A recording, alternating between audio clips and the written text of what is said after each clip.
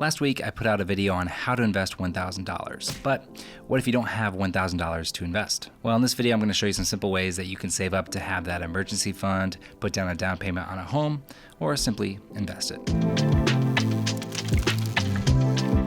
When it comes to saving money, the most common advice is to cut your expenses or increase your income, or a combination of the two. I'm guessing you may already know that, so I'm gonna dive a little bit deeper with some actual techniques that can help you save if you've had trouble doing so in the past. No two people really have the same financial situation. Everyone has different needs, different spending habits, but hopefully a few of these ideas will work for you. I also made a video on how to save on monthly expenses without cutting out things you enjoy, so if you wanna see that video, I will link it below. The first step is simple. Find out where your money is going every month. If you don't have a monthly budget and instead just kind of wing it, I totally understand, but still, once a week, sit down and go through your credit card transactions, your bank statements, and see where all your expenses are. Since it seems like everything is a monthly subscription these days, there may be some things on there that you forgot about and you're paying for them and you no longer use it. I use Truebill to track my spending, which is a free service. It will show you your monthly recurring charges and will also notify you when there are big purchases so you can have a solid handle on your finances. You can also use something like Mint, which will track your spending and send you an email every week showing you where you spent your money. Now, if you want to be more disciplined and get better control of your finances, I do recommend creating a budget. There's like a few hundred budgeting software services out there, and a lot of them are free. There's apps like Every Dollar, You Need a Budget, list goes on and on. Now, if you don't want to sign up for another service, I don't blame you. So I made an easy to use budgeting spreadsheet that not only helps you get an idea of where your money goes, but also how you can save every month and how much those savings can be worth if invested. I'll link that below and you can download it for free and then open it in Google Sheets or Excel and then input your numbers. You can set your annual interest rate depending on where you want to invest your money.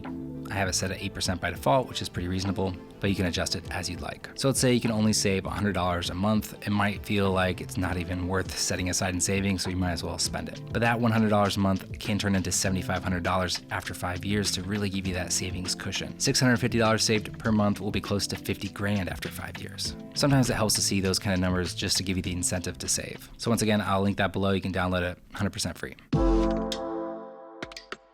One thing I started doing a few years ago with my bank was setting up an automatic transfer to go from my checking account to my savings account. This moves $200 from my checking to my savings every single month just to start building that up without me even having to think about it. If you're the type of person that tends to spend what they have available in their checking account at the end of every month, simply moving it to your savings may help you second guess that impulse purchase and encourage growing your savings account. Another technique you can use is next time you get a pay raise, instead of buying a new car or moving to a nicer apartment, take that pay increase and automatically move it over to your savings account every single time you get paid without upgrading your lifestyle. So if you work 40 hours per week and you get a $3 per hour pay raise, take $480 every single month and have that automatically transferred over to your savings. Not only does this help you save, but it also helps you get in the habit of not inflating your lifestyle every time your income increases.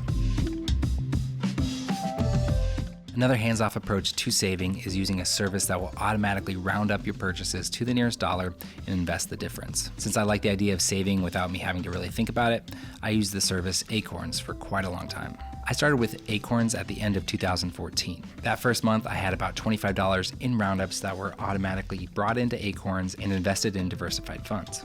The amount you save obviously depends on how much you spend that gets rounded up, but you can also set up automatic transfers to your Acorns account for additional saving and micro investing. By the end of 2015, I had $360 saved up, which is not amazing, but considering I didn't have to do anything other than go about my daily routine, certainly not bad. Then at the end of 2016, I had $773 in my account. Fast forward to the end of 2017, I had almost $900 saved up in Acorns. So again, yeah, that is a long period of time, but I didn't add any additional funds. It was just all the roundups from my regular purchases. If I would have set up my $200 automatic transfer to go to my Acorns account instead of my Chase savings account, my Acorns would have over $7,000 in it.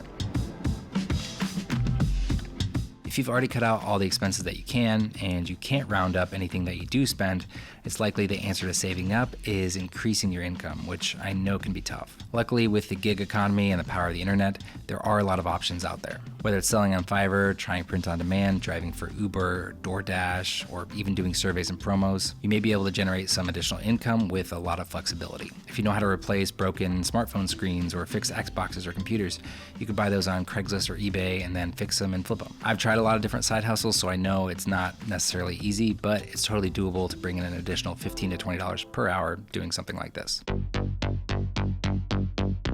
Another thing you can try to help kickstart your savings is selling anything that you don't need or use anymore. And I know if you're struggling financially, you may think that you don't have anything worth selling or you would have done so already, so this may not work for you. But even if you have some decent clothes that you don't wear anymore, a site like ThredUp will send you a box that you can fill with your clothes, and if you have eligible items that sell on their site, they'll send you a check. A lot of old video games and consoles maintain their value pretty decently, so as much as I hate to say it, you could offload some of your best N64 games on eBay or something. Or if you're lucky, maybe you have some Pokemon cards that you could sell to some YouTubers. You have tons of apps like OfferUp and Mercari that make selling stuff pretty easy, and of course you always have Craigslist, Facebook Marketplace, and eBay. This is all 1080p, oh my gosh.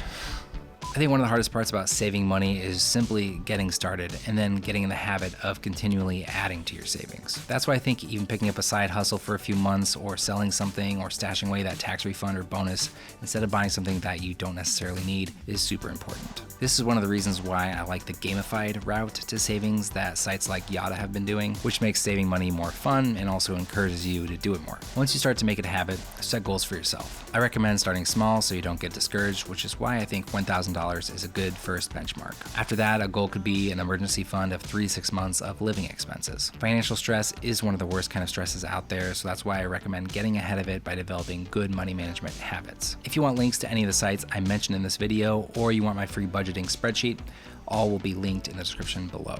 Do me a favor and hit the thumbs up button on this video. It'll really help this channel out. Consider subscribing if you haven't already, and I will see you in the next one.